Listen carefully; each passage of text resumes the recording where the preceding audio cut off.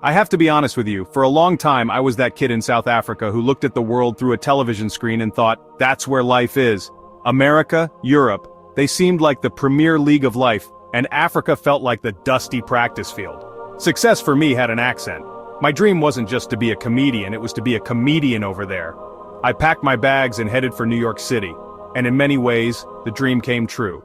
But a funny thing happened. The more time I spent away, the more I understood what I had left behind. The distance gave me new eyes. Africa wasn't a place to escape from, but a place of immense untapped power. You travel halfway across the world to find yourself, only to realize the most authentic version of you was the one you left at the departure gate. Living in the West taught me invaluable lessons, but it also showed me what it feels like to be a branch, disconnected from your roots. The grass isn't greener on the other side, it's greener where you water it. I started to see the vast, fertile ground we have back home, just waiting for us, the youth of Africa, to start planting, nurturing, and building. This isn't a story about regret, it's about what the journey taught me, that the dream we've been sold is only one version of success. My perspective shifted from, how can I get out, to how can we build up? Our challenges are invitations to innovate, to lead, and to create a future so bright our children won't feel that same pull to leave. This is a call to redraw the map of success, with Africa at the center. Let's talk about the big, beautiful lie. The story that life in the West is a seamless highlight reel. You land at the airport and suddenly you're in a sitcom. The streets are clean, the government works, and your biggest problem is which Netflix series to binge. We've all felt that pang of longing. This illusion is one of the most effective marketing campaigns in history. It sells a dream of effortless success, whispering that your struggles are unique to your corner of the world. But the reality is, life in the West is not a movie. It comes with its own set of challenges: loneliness, competition, and the constant feeling of being an outsider. You might trade a power cut for a landlord who sees you as a stereotype, or a job market that undervalues your degree. You trade community for anonymity. The problems are just different, not absent. This illusion devalues our own reality. It makes the vibrant chaos of a Lagos market seem less sophisticated than a sterile supermarket. Our communal way of life is made to seem less advanced than Western hyper-individualism. We start to believe our way of living is something to be fixed, not celebrated. The Hollywood dream doesn't just sell a destination, it undermines our confidence in home, making us believe we start life at a disadvantage. The belief that the West is the only path to a meaningful future is a form of mental programming chains passed down, polished by media, reinforced by an education system that glorifies foreign history. We admire Silicon Valley, Paris, London, but who teaches us about the tech hubs in Nairobi or the creative minds in Kinshasa? This mindset creates a psychological dependency, making us look outward for help, not inward for solutions. Breaking these mental chains starts with changing the lens through which we view our continent. See a traffic jam as a logistics problem waiting for a brilliant app. See inconsistent power as a business opportunity for renewable energy. Our challenges are neon signs pointing to our greatest opportunities. This shift is a declaration of mental independence. It requires us to decolonize our minds and start telling our own stories. We need to celebrate African success stories, teach our children about our own heroes, and define success on our own terms. The moment we stop seeing ourselves as consumers of foreign solutions and start seeing ourselves as creators of African solutions, the chains will begin to fall away. True empowerment begins in the mind. People talk about Africa's resources and think of diamonds, gold, oil, but our greatest resource is our problems. In a world where many markets are saturated, real challenges are gold mines for innovation. Every frustration is a business idea waiting to be born. Every gap in service is a niche market. In the West, you compete with giants. Here the field is wide open.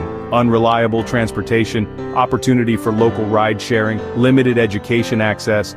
Build a mobile learning platform. Lack of waste management, start a recycling company.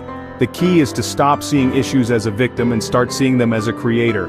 We have the home field advantage. Local knowledge is our ultimate edge. Become a student of your environment. Write down every annoyance: long queues, lack of skilled workers, limited fresh produce. Each annoyance is a seed for a business, a project, an invention. This is the real wealth of Africa.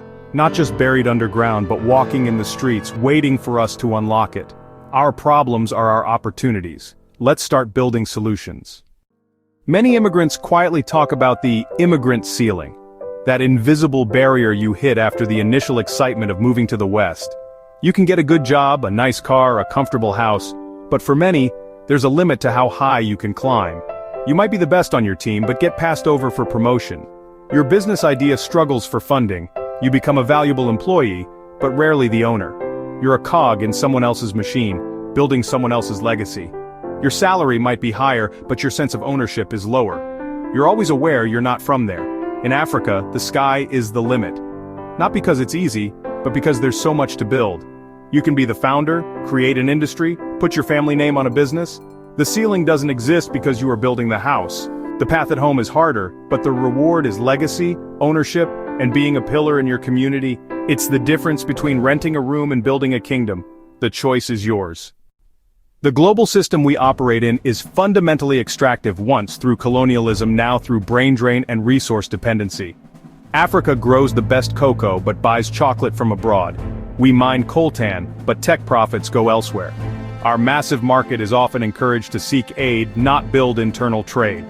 This dependency is no accident. It's the result of global strategies and, at times, failed leadership at home. Breaking free isn't just the job of politicians. The real power lies with us, the youth.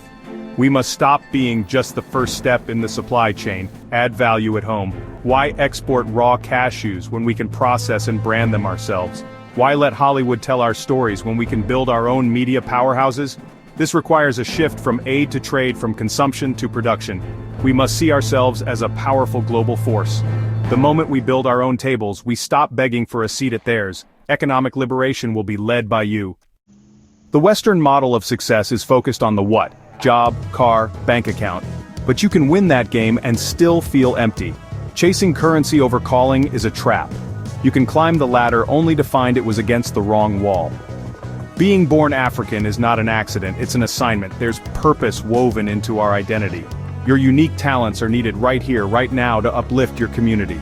Purpose is found at the intersection of your greatest passion and the world's greatest need. For some, it's tech for the unbanked. For others, it's art to preserve culture.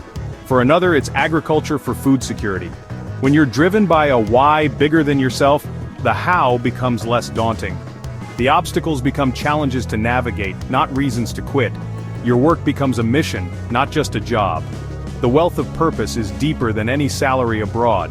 It's knowing you left your home better than you found it. For too long we've been told to wait, for government, for politicians, for foreign aid. But the future of Africa will be forged in workshops, tech hubs, farms, and small businesses run by you. The era of passive waiting is over. The power to transform our continent is in a skill, not a title. Your skill, your trade, your entrepreneurial vision, this is the new currency of power. A skilled entrepreneur can create jobs. A young innovator can build solutions that change lives. You don't need permission to start solving problems. You don't need a grant to learn a new skill online. The tools are more accessible than ever. With a smartphone and internet, you can learn, connect, and build. The greatest lie is that we are powerless. We are not. We are the most powerful force for change this continent has. But it requires a shift in mindset. We must see ourselves as the protagonists of our story. The change we want will not be given to us. It must be built by us. One skill, one business, one solution at a time. We are the leaders we've been waiting for. So what now? We stand at a crossroads. One path leads away, chasing a dream designed by others. The other leads deeper into Africa, a path still being carved, full of uncertainty, but ours. It's the path to ownership, purpose, and a legacy that will echo for generations. This is a call to action. I'm calling on you to stay, fight, build, and lead. Use what you learned from the West, not as an escape, but as a tool to build up our home. Let your education serve the continent that gave you life. See challenges as clues, needs as invitations to create. Start that business. Learn that skill, write that code, plant that seed, collaborate with the brilliant minds next to you. Build networks of support and innovation. Stop waiting for a hero. Look in the mirror. You are the hero. Your hands, your mind, your heart, these will build the Africa of tomorrow. Our time is not coming. Our time is now. We are the generation that can tip the scales. This is not a fantasy. It's our birthright and our responsibility. Let's build a future so bright that the greatest dream for the next generation is not to leave, but to stay and contribute to the magnificent home we built together.